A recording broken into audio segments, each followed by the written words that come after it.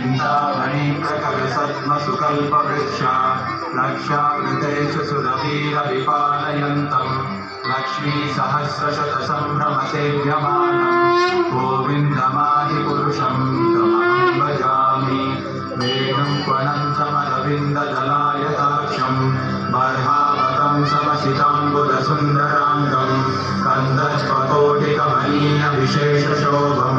गोविन्दमादिपुरुषं तमहं भजामि आलोलचन्द्रकलसल्पनमाल्यवंशी रत्नाङ्गदं प्रणयकेलिकलाविलासं श्यामं त्रिमण्डललितं नियतप्रकाशं गोविन्दमादिपुरुषं तमहं भजामि